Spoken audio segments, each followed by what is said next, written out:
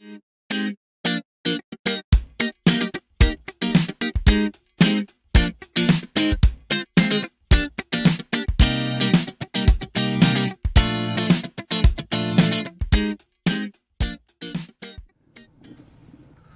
to CEO Chat. It's Friday. It's 10:30. My name is Al Cini. I'm Joe Asamendi. And our guest, nice to see you, Joe. Nice to see you, Al. And our guest today is Tom Scurria. Correct. Who is a consultant. And let's open the conversation with something I see on your website and something I see on your LinkedIn profile, Tom, called Ownership DNA. Maybe you can tell us what that means. Yeah, ownership DNA is really getting everyone in the organization owning it, owning the mission, owning the vision, and understanding how to get that concept of ownership into the organization, into the people. And I don't necessarily mean legal ownership. I mean there's ways to, from a compensation, from a spirit perspective, but owning it and rowing it. And I've, over my career, I've had a lot of opportunity to feel the ownership concept, and we can talk about that later on. But really how I've developed it over time is, and there's two things I want to start with. I'm a history nut, and I love fly fishing. Oh, wow, okay. And interesting. History is a very, it's great lessons if you go back in history, particularly military history, but all kind of history. The word strategy is really a Greek word that comes from, it's a very old concept, but a very future-looking concept. And I may pronounce this wrong. It comes from the word strategoi, which was basically the name of the military commanders in Greece. Okay.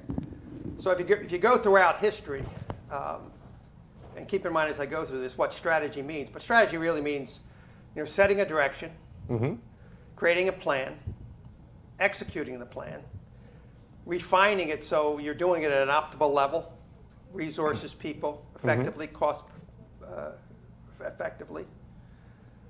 Building a network, a business network, partnerships, people can help you do it. Very key. It's part of esprit de corps, building the organization so they get value and personal value out of it. And lastly, which to me is always one of the more important things, it's building leadership, the next round of leadership. Really?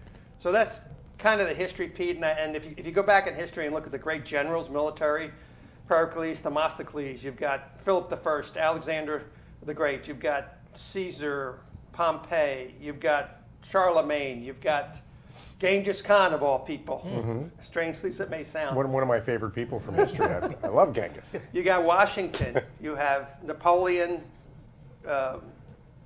jumping defeated him, Duke of Wellington. Okay. You've got Grant, Robert E. Lee was incredible, Stonewall Jackson, absolutely incredible. Okay. And one of my favorites of all time is George Patton. Okay. That's an aside, but they all had this understood strategy, and they understood how to motivate. Okay. I'm a visual guy now, so this is important as we go through the rest of this thing. Please do. I love fly fishing. Okay. And fly fishing, for those who don't know what fly fishing is, because some people don't, it's basically attaching an imitation of a fly, a life cycle of a fly on the end of a line to catch fish. That's what they eat. The thing when you're driving down the road in the spring and you get these dead bugs all over your screen. Right. Those are the flies they eat, believe it or not. Okay. So what you need in fly fishing is you need a rod, and they have various rod weights depending on the size of the fish. They can go from 0 to 12, 13. You need a reel that matches that rod.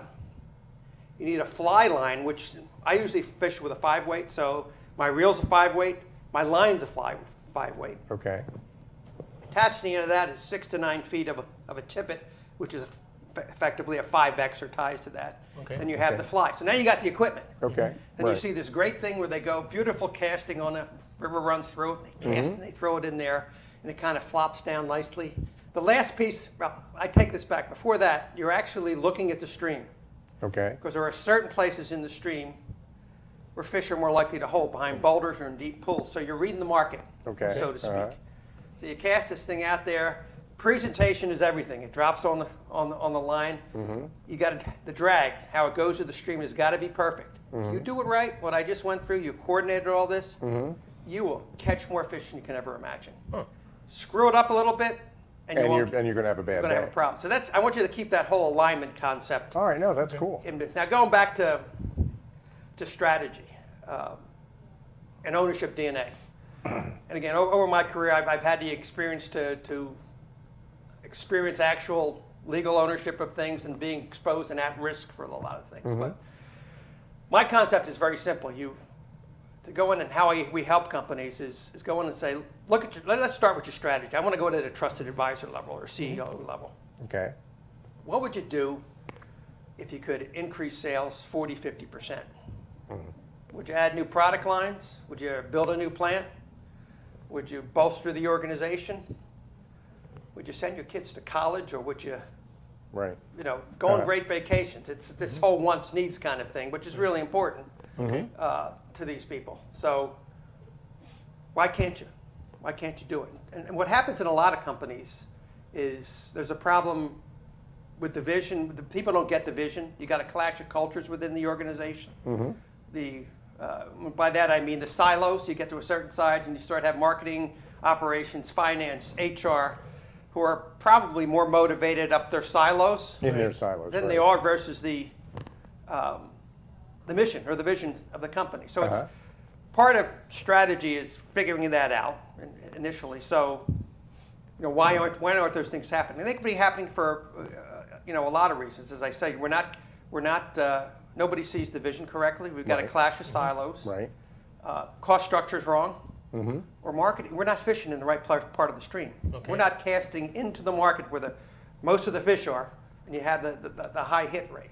Okay. So really, the whole concept of ownership DNA and what we do is take a look at, start at the top, the strategy, and really I'm dealing at a founder CEO level. And you're at this tipping point. You've got problems. Okay. Or you may not have problems, but you want to maybe you're trying to decide whether to make that next stair-step investment. Typical evolution of the company, you never build the overhead first. Right. So you get to a standard level where everybody's stretched and things are growing, but now I got to make that $10 million investment. Right. Okay. Or I've got those other issues we've talked about. So it's really dealing with those kinds of issues and we're looking at strategy and helping them get through that. Now the only way I've ever seen it, and the way those generals have seen it, and the way you do fly fishing is you got to align everything. And basically it comes down to what's in it for me. Human nature for 5,000 years is at the end of the day, we can talk about all the nice stuff. It's what am I going to get out of it? Okay. And does the cash flow? Okay.